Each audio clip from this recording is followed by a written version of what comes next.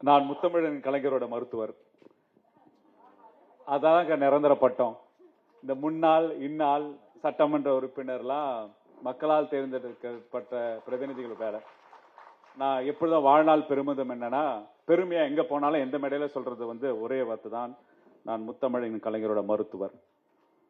இன்னைக்கு இந்த அருமையான வாய்ப்பை ஏற்படுத்தி கொடுத்த விஜயா தாயன்பன் அக்கா அவர்களுக்கும், இங்கு மேடையில் அமைந்திருக்கும் என்னோட சட்டமன்றத்தில் நன்றாக விவாதம் செய்து மக்களோட பிரச்சனைகளை விவரித்து அதுக்குள்ள திட்டங்களை மக்கள்கிட்ட கொண்டு போய் சேர்த்த மன்னன் மாவட்ட செயலாளர் தாவேலன் அவர்களுக்கும், அக்கா தமிழரசி அக்கா அவர்களுக்கும், ஏன்னா அவங்க என்னோட முன்னாடி பெஞ்சு அடிக்கடி பேசி டிஸ்கஸ் பண்ணி இது பேசலாமா அது பேசலாமான்னு சட்டமன்றத்தில் டிஸ்கஸ் பண்ணிட்டே இருப்போம்.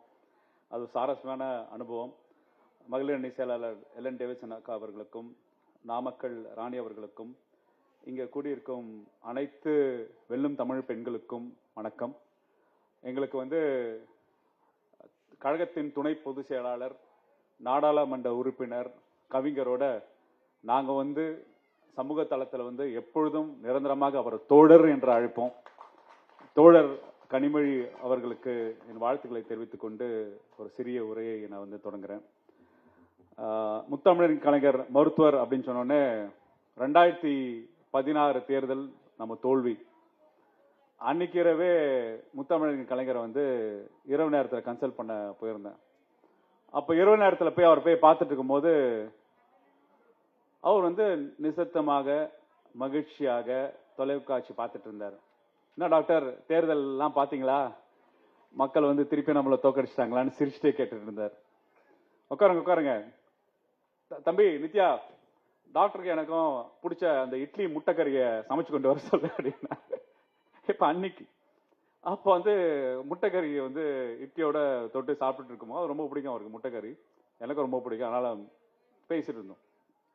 அப்போ சிரிச்சுட்டு, எப்படியா நீங்க ஒரு தோல்வி, நம்ம ஒரு எலெக்ஷன்ல போய் இந்த ஏஜ்ல போய் சண்டை செஞ்சிருக்கோம், ஆனா நம்ம 2016 தேர்தலில் தோத்துட்டோம், மக்கள் நிலை எப்படி வேணாலும் மாத்திப்பாங்கப்பா, அதை பத்தியெல்லாம் நம்ம கவலைப்படக்கூடாது, திருப்பி மக்கள் கிட்ட பேசுவோம், வெற்றி தோல்விலாம் சமமா பார்க்கிற பார்வையை திராவிட முன்னேற்ற கழக தொண்டத்துக்கு கத்துக் கொடுத்த முத்தமிழன் கலைஞர் கிரேக்கத்துல ஒரு தத்துவம் ஸ்டாய்க்குன்னு சொல்லுவோம். ஸ்டாய்க்குன்னா கிரேக்கத்துல என்னன்னா, நீங்க பாத்தீங்கன்னா மன அழுத்தத்திலையும் ரொம்ப ரொம்ப மோசமான சூழலையும் நான் நிம்மதி தேடி போறேன் அப்படின்னு கான்செப்ட்லாம் இருக்கும். நிம்மதி தேடி எங்க போறேன்னா, ஏதாவது ஒரு சன்னியாசம் போற மாதிரியும், நான் கொஞ்ச நாள் நிம்மதி தேடி போறேன் அப்படின்னு சொல்றதுக்கு. ஆனா ஸ்டாய் கான்செப்ட் அப்படி கிடையாது. உங்க சுத்தி போர் சூழல் ஏற்பட்டாலும் உங்க மனது திடமாக அமைதியாக இருக்கும். அது பெரிய பெரிய கிரேக்க வல்லுநர்கள்லாம் அது ஆய்வாக எழுதி கொடுத்திருக்காங்க. அப்ப எனக்கு தெரிஞ்சு நம்ம தமிழ்நாட்டுக்கு ஸ்டாய்க்கா தந்தை பெரியார், பேரறிஞர் அண்ணா, முத்தமிழன் கலைஞர் வாழ்ந்து காட்டியிருக்காங்க. It was just like another day. வெற்றி பெற்றால் ரொம்ப விமர்சையா கொண்டாடுவதும், தோல்வி பெற்றால் தோண்டு போவதும் அது மாதிரி இருக்கக்கூடாது. வெற்றியும் தோல்வியும் சமமாக பார்க்கிற பார்வையை வாழ்ந்து காட்டியவர் முத்தமிழன் கலைஞர்.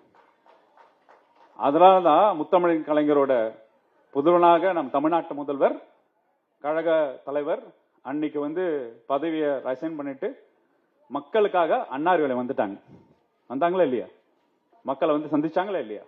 அப்ப முத்தமிழன் கலைஞர் வழியில நம் கழக தலைவர் பயணிக்கிறனாலதான் இன்னைக்கு தோல்வி ஆயிட்டு இன்னைக்கு விமர்சனமாக ரொம்ப மகிழ்ச்சியாக, ரொம்ப புரட்சிகரமாக, ரொம்ப ஆரவாரமாக இன்னைக்கு முத்தமிழர் பிறந்த நாளை நம்ம கொண்டாடிட்டு இருக்கோம். இன்னைக்கு முத்தமிழ் பேரவையில கழகத்தின் மகளிர் அணி முத்தமிழர் பிறந்தநாள் விழாவை கொண்டாடிட்டு இருக்கோம். அப்ப அந்த தத்துவம் எங்கிருந்து வருதுன்னா, வெற்றி தோல்வி என்பது திமுக காரனுக்கு ரொம்ப இயல்பான விஷயம், திமுக கொள்கை உடையவனுக்கு ரொம்ப இயல்பான விஷயம் என்று முத்தமிழன் கலைஞர் வாழ்ந்து காட்டின ஒரு முக்கிய தத்துவத்தை நம்ம உள்வாங்கியிருக்கோம். அப்படியே கட் ஷார்ட் பண்றேன். 91க்கு போலாம். அப்ப நான் டான் பாஸ்கோ பள்ளியில தேனாம்பேட்டையில டிஎம்எஸ் வளாகத்துல எங்க வீடு. எங்க தந்தை பேராசிரியர் நாகநாதன் முத்தமிழன் கலைஞரோட வாக்கிங் நண்பர். அப்போ அண்ணா அறிவாலயத்தில் வந்து வாக்கிங் போவாங்க. திடுதிப்புன்னு அப்ப ராஜீவ் படுகொலைனால சட்டமன்ற தேர்தலில் படுதோல்வி. நம்ம முத்தமிழ் கலைஞர் துறைமுகத்தில் மட்டும் ஜெயிச்சாரு, அவரும் பதவியை ராஜினாமா செஞ்சுட்டார். அப்போ ஒரு 2 மாசம் 3 மாசம் போயிட்டு இருக்கு. திடீர்னு அப்ப செல்போன்லாம் இல்லை, வீட்டுக்கு போன். எங்க அப்பா அறிவாலயத்துல போன் அடிக்கிறாரு. நான் தூக்க காலத்தில் எழுந்துச்சு, என்னப்பா அப்படின்னா, ஒரு பெரிய நோட் புக்கு, ஒரு ஸ்கேலு, பேனா எடுத்துட்டு உடனே ஓடிவான்னாரு. ஒன்றும் புரியல, காலங்காலத்தில் எதுக்கு பெரிய நோட் புக்கு ஸ்கேலு பேனாலாம் கேட்கிறாருன்னு. சரி, என்னோட ஒரு பிஎஸ்சி எஸ்எல்ஆர் சைக்கிள் வந்து டிஎம்எஸ் வளாகத்துல ஆரம்பிச்சு அறிவாலயம் பக்கத்தில் தானே மிதிச்சுட்டு ஓடி பண்ணேன். சின்ன பையன், 8ஆம் வகுப்பு 9ஆம் வகுப்பு தான். அப்போ உள்ள போப்பான்றாங்க. அறிவாலயத்தில் இருக்க தொண்டரணி உள்ள போனா, அறிவாலயத்தில் உள்ள பழைய அறிவாலய ஸ்ட்ரக்சர் உள்ள போய் பார்த்தா சிங்கம் உட்காந்துட்டு இருக்கு. யார் சிங்கம்? முத்தமிழன் கலைஞர். அப்ப அந்த சிங்கத்துல இருந்து அப்போ ஒரு லுங்கி வச்சிருப்பாரு, ஒரு பனியன் பாரு, ஒரு ஷால் போட்டிருப்பாரு. எங்க அப்பா அவசரமா வந்து அந்த புக்கை புடுங்குறாரு. அப்ப புடுங்கி வந்து புக்கை போட்டு நான் பாக்குறேன், சின்ன பையனா பார்த்துட்டு என்ன பண்றாங்கன்னு. அவரே முத்தமிழன் கலைஞரே அந்த பெரிய நோட் புக்ல லைன் வரைஞ்சு முத்துவேல் கருணாநிதி அப்படின்னு மு கருணாநிதி எழுதுறாரு. அப்புறம் கழகத்தின் பொதுச் செயலாளர் பேர் எழுதுறாரு. அப்புறம் கழகத்து துணை பொதுச் செயலாளர் பேர் எழுதி அட்டெண்டன்ஸ் ரெஜிஸ்டர் போடுறாரு. அண்ணா அறிவாலயத்துக்கு தோத்தக்கு அப்புறம் யாரும் அண்ணா அறிவாலயம் வரல. அப்ப தலைவர் கையெழுத்திலேயே ஒரு அட்டெண்டன்ஸ் ரெஜிஸ்டர் போட்ட தலைவர் தான் நமக்கு வழிகாட்டியா இருக்கிறார். ஏன் இந்த சம்பவத்தை நான் சொல்றேன்னா, ஒண்ணு வெற்றியும் தோல்வியும் சமமா பாக்குற பார்வை. இன்னொன்னு, முத்தமிழ் கலைஞர் வந்து வாங்கப்பா திருப்பி அடுத்த சண்டைக்கு ரெடியாங்கப்பா, என்னப்பா தூங்க போறீங்கன்னு சொல்லி சண்டைக்கு கூப்பிடுறாரு. அறிவாலயத்துக்கு வாங்க, திருப்பி அரசியல் பண்ணுவோன்றார். அதுதான் திராவிட முன்னேற்ற கழகம், அதுதான் திமுக, அதுதான் முத்தமிழர் பிறந்த நாள்ல நம்ம எடுத்துக்கிற செய்தியா இருக்கும்.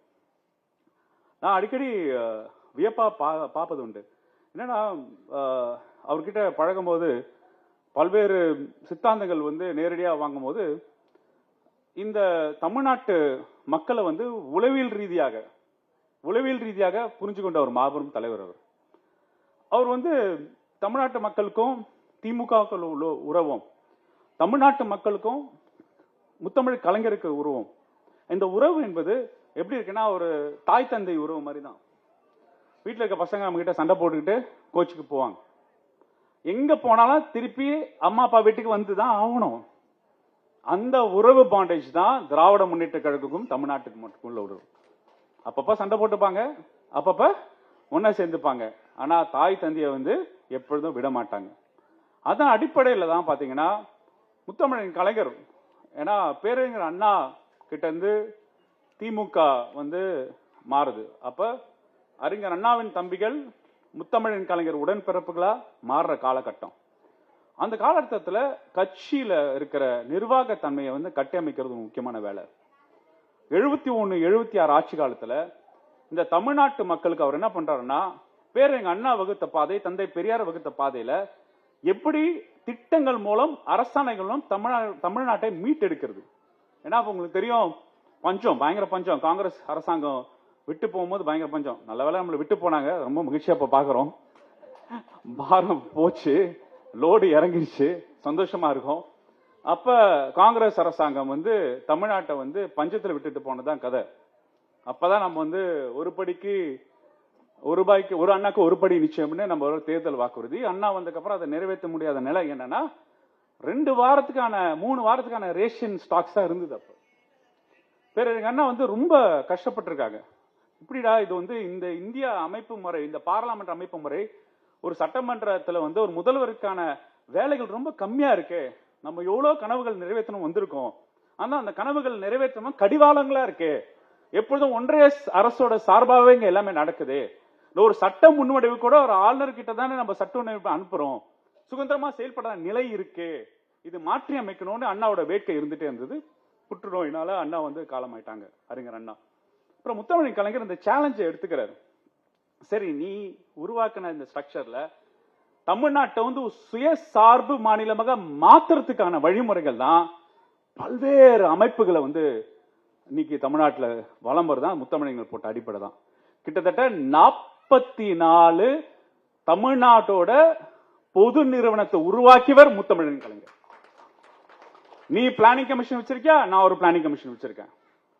நீ ஒரு அரிசி சேமிப்பு கடங்கு வச்சிருக்கியா, அக்ரிகல்ச்சர் கார்பரேஷன் ஆஃப் இந்தியா வச்சிருக்கியா, நான் அக்ரிகல்ச்சர் கார்பரேஷன் ஆஃப் தமிழ்நாடு வச்சிருக்கேன். நீ ஒரு டிரான்ஸ்போர்ட் அத்தாரிட்டி வச்சிருக்கியா, நான் ஒரு டிரான்ஸ்போர்ட் அத்தாரிட்டி வச்சிருக்கேன். நீ ஷிப்பிங் அத்தாரிட்டி வச்சிருக்கியா, நானும் ஷிப்பிங் அத்தாரிட்டி வச்சிருக்கேன். தமிழ்நாடு மாநிலத்தில் என்னென்னலாம் ஒன்றிய அரசு வச்சிருக்கோ, இயக்கங்களாக வச்சிருக்கோ, இயக்கங்களாக மன்றங்களாக வச்சிருக்கோ, என்னென்ன அலுவலகங்கள் வச்சிருக்கோ, அந்த பொதுத்துறை நிறுவனங்களை நிறுவி தமிழ்நாட்டை சுயசார்பு பொருளாதாரமா உருவாக்கியவர் முத்தமிழன் கலைஞர். முத்தமிழர் கலைஞரோட அரசாணைகள் அதை ஆய்வு பண்ண போனா, இங்க உலகத்துல யார் யாரு அரசியல் அமைப்பு சட்டத்துல ஒரு படிநிலை ஜாதித்துவத்தில் இருக்கிற ஒரு சமூகத்தை எப்படி மீட்டெடுக்கிறது என்ற டெம்ப்ளேட் யாராவது ஆய்வு போனா, வாங்க முத்தமிழரின் கலைஞரோட அரசாணைகளை படிங்க. நீங்க அந்த நாட்டில் நீங்க இம்ப்ளிமெண்ட் பண்ணீங்கன்னா அந்த நாட்டு சூப்பர் பவர் ஆயிடும். அந்த மாதிரி ஒரு ஸ்ட்ரக்சரை உருவாக்குனவர் அவர். அந்த மாதிரி அரசாணைகள் என்ன அரசாணைனா, அரசாங்க இயந்திரம், அதாவது 5 வருஷம் அனுபவம் அக்காவுக்கு தெரியும், கவிஞருக்கு தெரியும், நம்மளோட தோழருக்கு தெரியும், நாடாளுமன்ற உறுப்பினருக்கு தெரியும். ஏன்னா நம்மளோட அரசாங்க இயந்திரம் 2 அடிப்படை பிரிட்டிஷ் காலத்துல வந்ததுக்கா. பிரிட்டிஷ் காலத்துல வந்தனால எப்படி வரிகளை புடுங்கிறதுக்காகவும், மக்கள் கிட்ட வரிகளை புடுங்கிறதுக்காகவும், யாராவது அரசு மேல ஏதாவது கேள்வி எழுப்பினா அவனை அடக்கிறதுக்காக தான் உண்டான அமைப்பு. இன்னும் அப்படிதான் இருக்கு. வரி புடுங்கிறதுக்காகவும் மக்கள் ஏதாவது உரிமை சார்ந்த விஷயம் குரல் எழுப்பினா அவங்கள அடக்கிறதுக்காக தான். இந்த இயந்திரத்தை மக்கள் சேவை இயந்திரமாக மாத்தியவர் நம்ம முத்தமிழரின் கலைஞர். எவ்வளவு பெரிய கஷ்டம் தெரியுமா அது? அதிகாரிகள் நோ தான் சொல்லுவான், அதிகாரிகள் எஸ் சொல்ல தெரியாது. நானும் வேலனும் தமிழிசைக்காவும் படத்தை பாடுபட்டோம். இங்க இருக்க நகர்ப்புற வாழ்வு குடியிருப்பு பகுதியில் கட்டுறதுக்கு உருவாக்குறதுக்கு எத்தனை தர ஏறி இறங்கி பண்ணிருப்போம். தமிழ்நாட்டு முதல்வராக இருந்த நம்ம கழக தலைவர் இருந்த ஒரே காரணத்துல தான் இவ்வளவு வீடுகள் கட்டி முடிச்சது. ஏன்னா அவர் ஒருத்தர் சொல்வாரு, பண்ணிடுங்க பண்ணிடுங்க பண்ணினாலும் இவ்வளவு வீடு கட்டி முடிச்சோம். அப்ப நான் சொல்ல முறை இருக்கே, அந்த முறையில 71 76 காலத்துல அவர் உருவாக்கின விவசாயத்துறையா இருக்கட்டும், தொழில்துறையா இருக்கட்டும், அவர் உருவாக்கின மாபெரும் புரட்சி 2 வாரம் 3 வாரம் ரேஷன் ஸ்டாக்கா இருக்கிற தமிழ்நாட்டை உற்பத்தி திறன்ல முதன்மை மாநிலமா மாத்தி பஞ்சத்தில் இருக்கிற அனைத்து மாநிலங்களுக்கும் 3000 டன் 4000 டன் 7000 டன் கொடுத்தவர் தான் முத்தமிழரின் கலைஞர். பிச்சைக்காரர்கள் மறுவாழ்வு திட்டம், புற்றுநோயை ஒழிப்பு திட்டம், கண்ணொளி திட்டம், இது மாதிரி பல்வேறு திட்டங்களை கொடுத்தார். அதுக்கப்புறம் என்ன, மாநில உரிமைகளுக்காக ஒரு கமிட்டி போட்டு மாநில உரிமைகளுக்காக கமிட்டி, ராஜ்மன்னார் கமிட்டி அமைச்சு, எமர்ஜென்சி வந்தப்ப எமர்ஜென்சிக்காக ஜனநாயகத்தை காப்பாற்றணும்னு திராவிட முன்னேற்ற கழகத்தை போர்வாளாக மாத்தினவர். ஆனா தேர்தல் என்னாச்சு? அடுத்த தேர்தல் யார் ஜெயிச்சா? எம்ஜிஆர் தான் ஜெயிச்சார். இப்ப 2 வாரத்துல ரேஷன் ஸ்டாக்ஸ் இருக்க தமிழ்நாட உற்பத்தி துறையிலும் சமூக பொருளாதார குறியீடுகளும் வளர்த்தெடுத்த முத்தமிழரின் கலைஞரை மக்கள் தேர்ந்தெடுக்கல. மக்கள் யாரை தேர்ந்தெடுத்தாங்க? எம்ஜிஆர் அவர்களை தேர்ந்தெடுத்தாங்க. அப்ப நான் திருப்பி காமிக்கிறேன், திருப்பி அதே தான் ரிப்பீட், ஹிஸ்டரி ரிப்பீட் இட்செல்ஃப். திருப்பி நம்ம முத்தமிழரின் கலைஞருக்கு போனாதான் நமக்கு எனர்ஜி கிடைக்கும். இதேதான் 2021 2026 சமூக பொருளாதாரத்தில் இரட்டை இலக்கு வளர்ச்சி கொடுத்த நம்ம தமிழ்நாட்டு முதல்வராக இருந்த முத்துவேல் கருணாநிதி ஸ்டாலின் அவர்களை, கழக தலைவர்களை மக்கள் என்ன பண்ணிட்டாங்க? அண்ணன் இப்ப சொல்லிட்டு போனார்ல, ஒரு செயற்கையான பிம்பத்தை உருவாக்கி அந்த செயற்கையான பிம்பத்தை மக்களை இன்னும் கொஞ்சம் பெட்டர், இன்னும் கொஞ்சம் மாற்றம் அப்படின்னு சொல்லி, ஒரு ஓட்டு தானே அப்படின்னு சொல்லி மக்கள் குழந்தைகளை டிஜிட்டல் பிளாட்ஃபார்ம்ல மூளை செலவு செய்து அவங்க வாக்குகளா பெற்று ஆட்சியாளர்களை பெற்றுட்டாங்க. அப்ப 77 87 வரைக்கும் செயற்கைத்தனத்தோட இருந்த பிம்பங்கள் கட்டியமைத்ததை உடச்செறிந்து 89 ஆட்சி பிடித்தார் நம்மளோட முத்தமிழரின் கலைஞர். ஏன்னா பொறுமை, நிதானம், தமிழ்நாடோட அரசியல், தமிழ்நாட பின்புலம், தமிழ்நாடோட பண்பாடு தன்மை, அப்புறம் நான் சொன்னல தாய் தந்தையான உறவு முறை.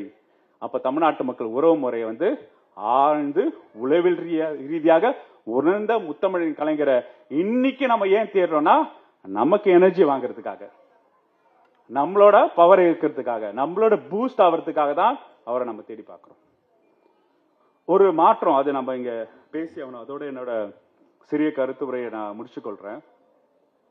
1977 எம்ஜிஆர் அவர்கள் வெற்றி பெற்றுட்டாங்க. அப்போ முத்தமிழின் கலைஞரும் மறைந்த முரசொலிமாறன் ஐயா அவர்கள் 2 பேரும் சேர்ந்து ஒரு பிளான் பண்றாங்க. என்ன பிளான்னா, இந்த அண்ணா காலத்தில் இருக்கிற ஒரு 257 வயசானவர்களை வந்து நீங்க தயவு செய்து வீட்டுக்கு போங்க, அறிவுரை தளத்துல நீங்க இருக்கலாம், இளைஞர்களுக்கு நம்ம வழி விடுவோம் சொல்லி என்ன பண்றாங்கன்னா 1980 நாடாளுமன்ற தேர்தலில் 45 வயசுக்கு உட்பட்ட கொள்கை ரீதியாக உணர்வானவர்களுக்கு நாடாளுமன்றத்துக்கு இடம் கொடுக்கறாங்க.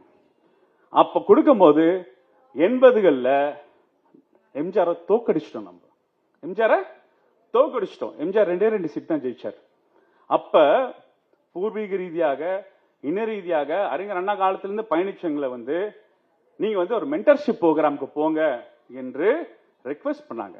அப்ப ரெக்வெஸ்ட் பண்ணனால புது ரத்தம் கட்சியில வந்து சேர்க்க ஆரம்பிச்சிருக்கு.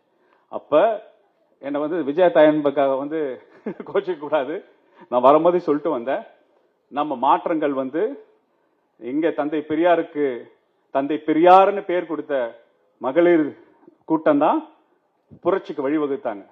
அப்ப திராவிட முன்னேற்ற கழக இந்த மாபெரும் இயக்கத்துக்கு மென்டர்ஷிப்புக்கு போய் வரும் இளம் பெண்களுக்கு வழிவிட்டு நம்ம பலப்படுத்துவோம் என்ற ஒரு கொள்கை முடிவை நாம் இங்கிருந்து தொடங்கும் சொல்லி விடைபெறுகிறேன். நன்றி, வணக்கம்.